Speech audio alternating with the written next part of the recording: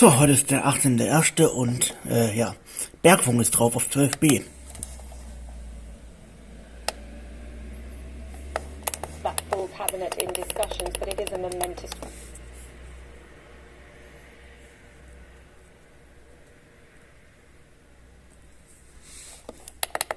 Mit 2 Sender, SD und HD. Deal 24-8.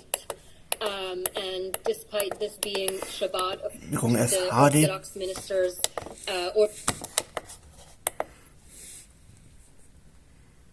so they did go in and vote, and so that's extremely positive news that the deal has been signed.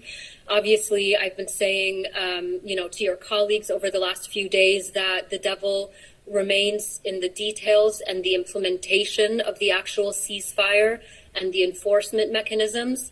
But for now, this is extremely welcome news. Also, just to the point of the 6 hours that it took, and as you said, a 24-8 vote, what it cost Netanyahu to get those that were unconvinced by this deal on board, including the prospects of the remaining 65 hostages that aren't included in this deal, assuming, to your point, that the plan and those that are released will be and are. That's right, and obviously the human cost here. I mean, we have to take a minute to mention the human cost of first how long it's taken to get this deal. As you know, the deal that was signed is very, very similar to the deal that was first laid out by President Biden in the spring of last year. So there are a lot of questions, both by Palestinians who've lost family members who've been suffering for the last several months since that deal was presented by President Biden, the hostage families, the number of people who have died since that initial deal was first put on the table. It really is a tragedy. But it would be even more tragic if the ceasefire wasn't fully implemented. It has a lot of details, a lot of moving pieces.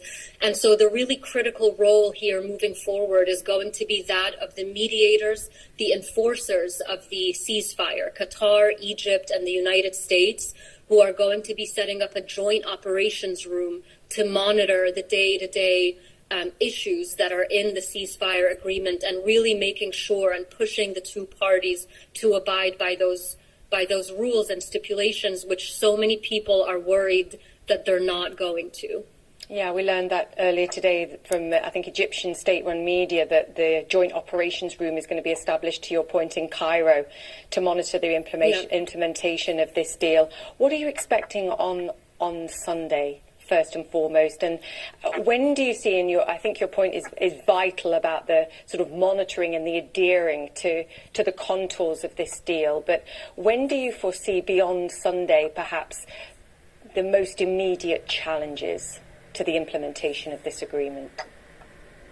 It's a really good question, and of course it's impossible to predict the future. I mean, the most that we have is looking at past examples of similar deals and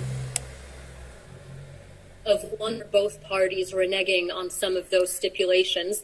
The first phase of the deal is fairly straightforward, hopefully. The Israeli military is to withdraw to the parameters of the strip. The initial round of hostages is to be released. A surge of humanitarian assistance is to go into the Gaza Strip, and then Palestinian prisoners, including women and children, are to be released. And so those are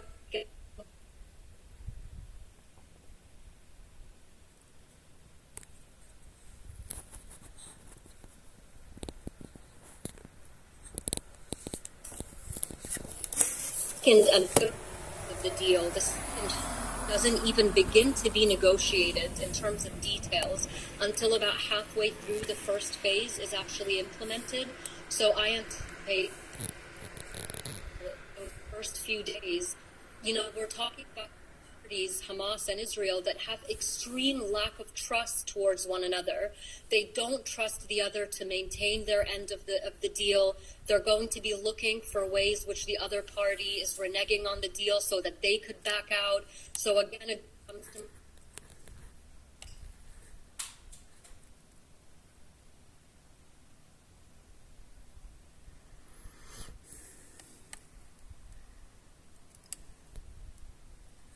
tone that the president